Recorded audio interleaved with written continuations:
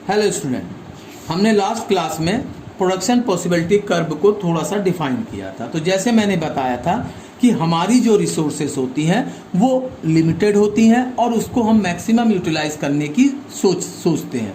तो इसके लिए हमारे पास कई अल्टरनेटिव्स होते हैं और उस अल्टरनेटिव को क्या करते हैं, हम यूटिलाइज करते हैं और यूटिलाइज करने के बाद मैक्सिमम प्रोडक्शन की कोशिश करते हैं। तो इसी को हम लोग प्रोडक्शन पॉसिबिलिटी कर्व के नाम से जानते हैं।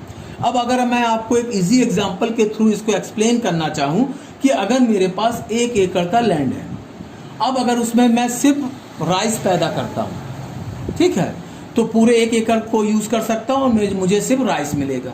बट मैं अगर उस राइस के साथ कोई दूसरा ग्रेन प्रोड्यूस करना चाहता हूँ तो आधे में मैं क्या करूँगा, राइस को के लिए इस्तेमाल करूँगा और आधे में मैं अदर काइंड ऑफ ग्रेन्स को प्रोड्यूस करने की कोशिश करूँगा। तो जैसे ही मेरा दूसरा ग्रेन इंक्रीज होता है, राइस का प्रोडक्शन क्या होगा, डिक्रीज हो जाएगा, क्योंकि वो 1 एकड़ से अब आधे एकड़ में लगा दिया गया है। तो इसी तरीके से हम लोग क्या करते हैं, अपने रिसोर्सेज को अलग अलग कॉम्बिनेशन में यूटिलाइज करते हैं, जिसकी वजह से हमारी जो प्रोडक्शन कैपेसिटी होती है उसको इंक्रीज कर सकते हैं। तो इसी कॉम्बिनेशन को हम लोग प्रोडक्शन पॉसिबिलिटी कर्व के नाम से जानते हैं। अब ये जो चेंजेस हैं, अब इसको हम लोग कई तरीके से चेंज कर सकते हैं। अब अगर मैं राइस को 1 एकड़ की बात करूं तो मैं अगर अपनी टेक्नोलॉजी को एडवांस कर दूं, ठीक है, तो उससे क्या होगा, लैंड तो उतनी रहेगी 1 एकड़, मगर मेरी प्रोडक्टिविटी क्या हो जाएगी, वो बढ़ जाएगी।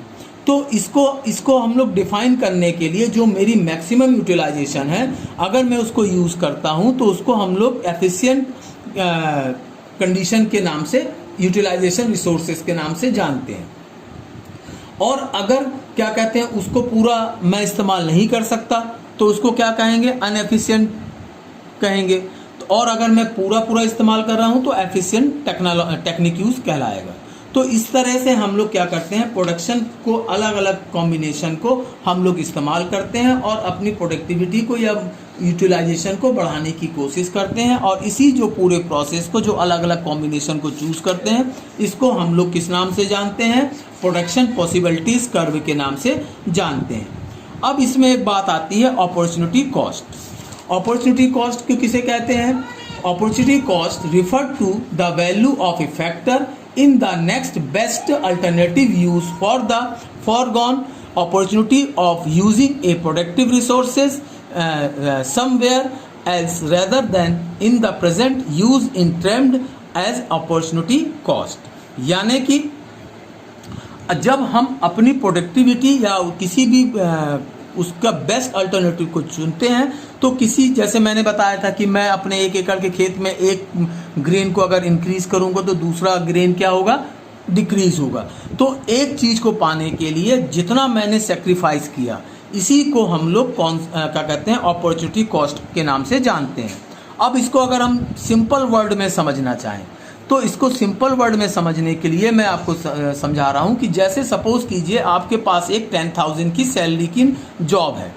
अब वहां से आप 10,000 गेन कर रहे हैं। अब आपके पास सेकंड ऑप्शन आता है, अपॉर्चुनिटी आती है कि कोई आपको 15,000 के लिए कॉल कर रहा है। तो आप क्या करेंगे, 10,000 को रिलीव कर देंगे, छोड़ देंगे और लेफ्ट करके कहाँ चले जाएंगे, 15,000 की जॉब में चले जाएंगे।